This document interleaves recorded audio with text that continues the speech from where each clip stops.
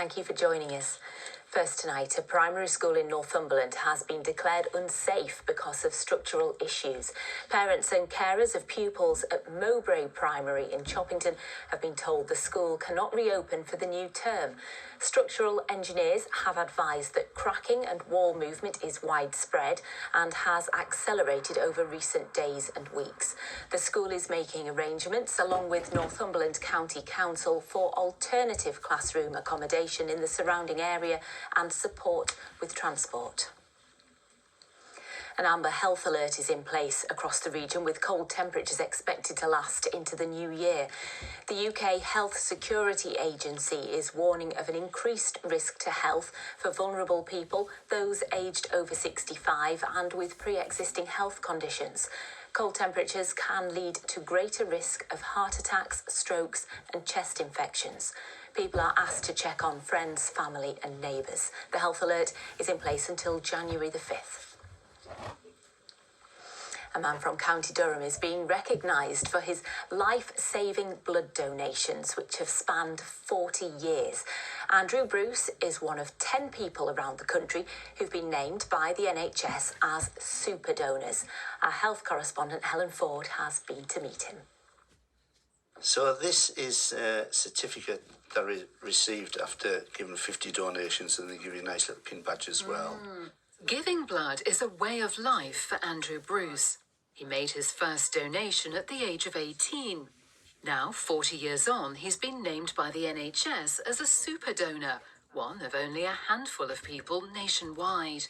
It's lovely to get the recognition, definitely lovely, but I was quite surprised when they got in touch with me to say I was one of 10 men in the country that are classed as a super donor, because it's such an important thing to give, to donate, and I know the blood transfusion service are really in desperate need of more donors.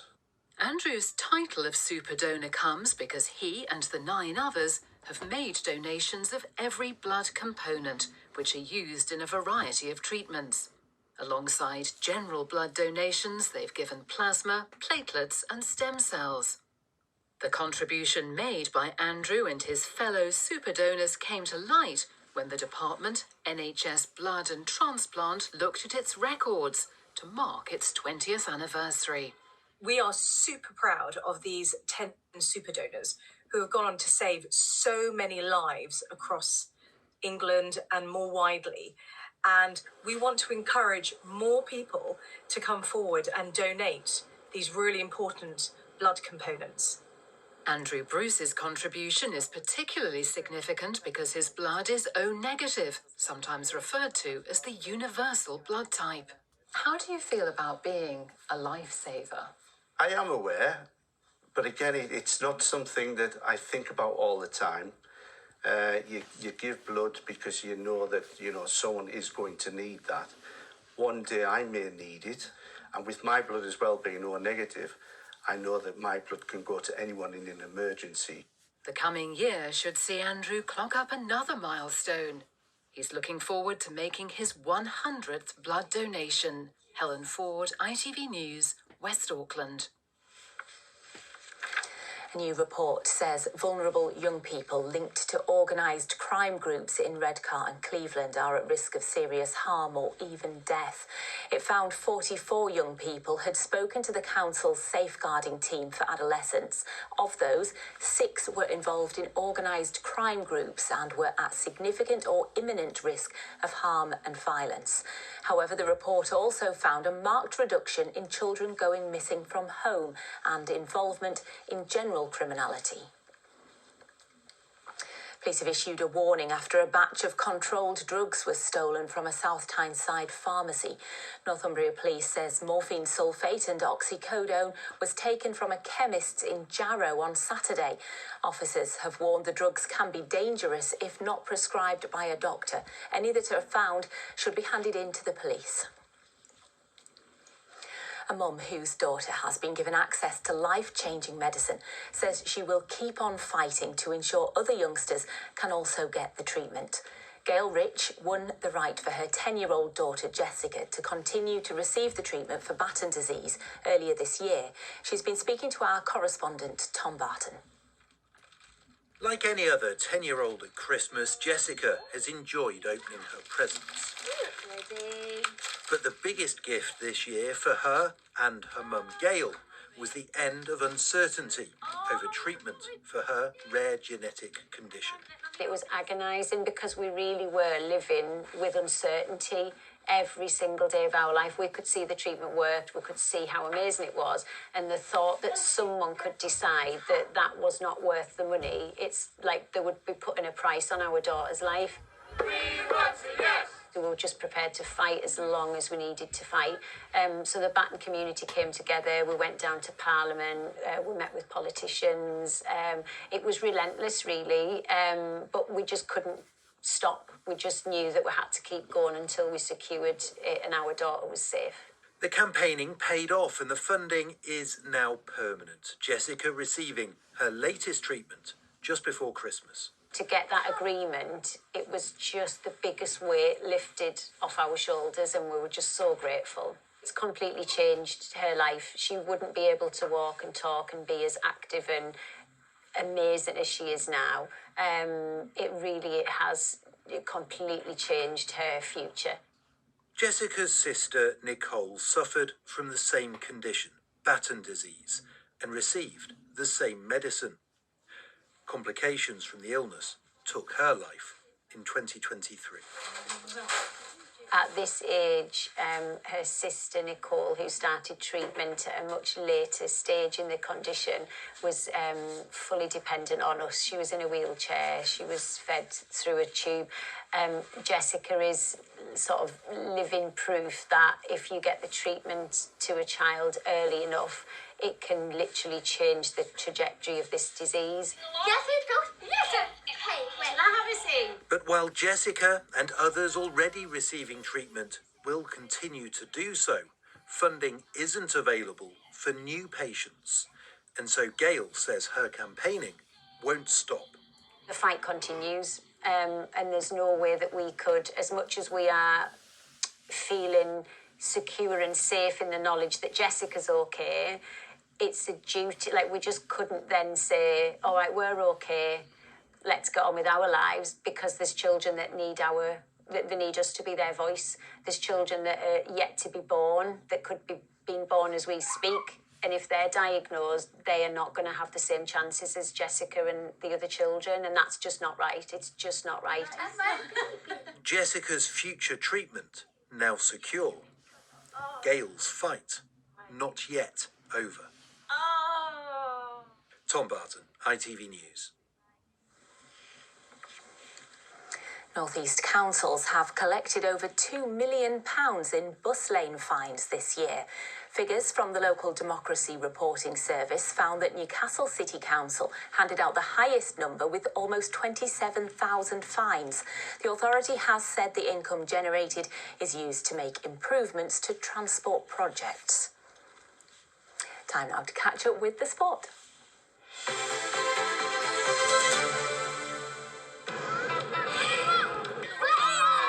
Powering local sport in the community. Octopus Energy sponsors ITV Regional Sports Report.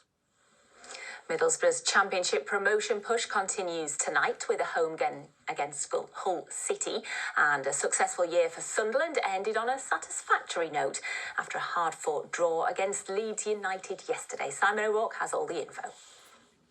2025 has been a memorable year for Sunderland fans. It brought promotion to the Premier League, followed by performances and results that suggest the Black Cats will be staying there. But 8 players were missing, and we still showed good character.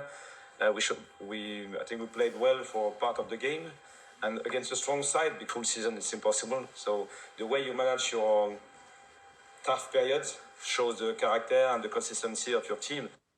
Sunderland are 7th and will finish the year in the top half of the table. Black Cats fans would have taken that at the start of the season. Newcastle United are not in the top half of the table. Their 1-0 defeat at Manchester United on Boxing Day was another frustrating note in a season that's blown hot and cold.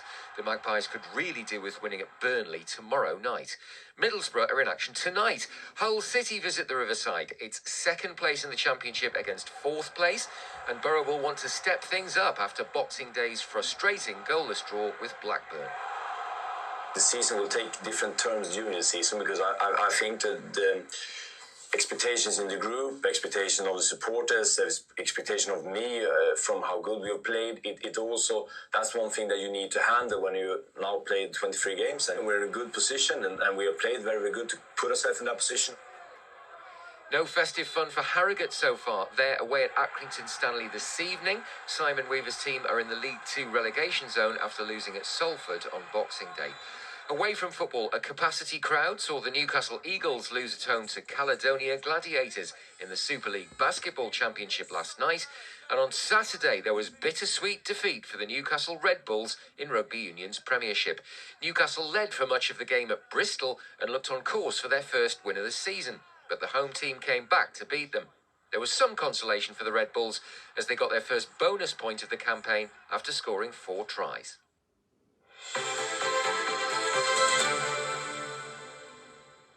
Now, there's been a landmark delivery from a North East charity that aims to give newborns a positive start in life. A child born during the festive season has become the 3,000th in the region to receive a baby box. The Children's Foundation provides care essentials, early learning materials and toys to encourage development. The scheme has been backed by the North East Mayor, Kim McGuinness, to level the playing field for youngsters and reduce the impact of child poverty. And the number of passengers flying in and out of Newcastle Airport this festive period is up 12% on last year. 110,000 people are expected to have used the airport between the 23rd of December and New Year's Day. It's the busiest Christmas break on record. The most popular destinations include Tenerife, Paris and Krakow. First time for me being away, second time for Birmingham. We do cruises. We do cruises and we just thought a nice change to go away. All the children have grown up now and they live all over the country, as far as Australia. So we go and have a few weeks of our own. Great, yeah. Fifth time. Yeah, it's lovely. And the weather's nice as well. Well, if you're not jetting off somewhere on holiday, you'll want to know what the weather is going to be like here in the next few days. Ross is here now with your forecast. A heavy downpour will subside and light relaxation will set in. TUI sponsors ITV Tyne weather.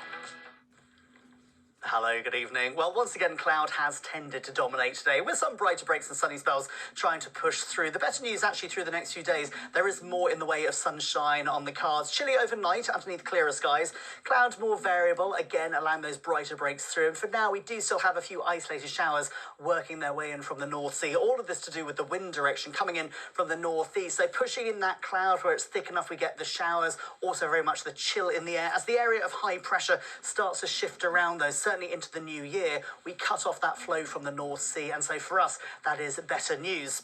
For now, though, you can see the winds coming in from the northeast. They're pushing through that cloud, but we do see some prolonged clearer skies, certainly inland, some lighter breezes in the mix too, and so the blues on the map here showing we are expecting a bit of frost to develop, certainly in those more rural spots where temperatures will be dipping below freezing. So into tomorrow morning, it is a chilly start to the day. Again, we do have that cloud rolling its way in from the North Sea and a scattering of showers in the mix. They are hit and miss. For most of us, it should stay dry. The clouds start to lift and break as we head into the afternoon. Highs around 5 or 6 degrees, but in the winds, it will feel colder. TUI sponsors ITV Tyne weather. Thanks, Ross. And that is all from us this evening. We'll be back bright and early in Good Morning Britain with your next updates. From the team now, though, thanks for watching. Have a lovely evening.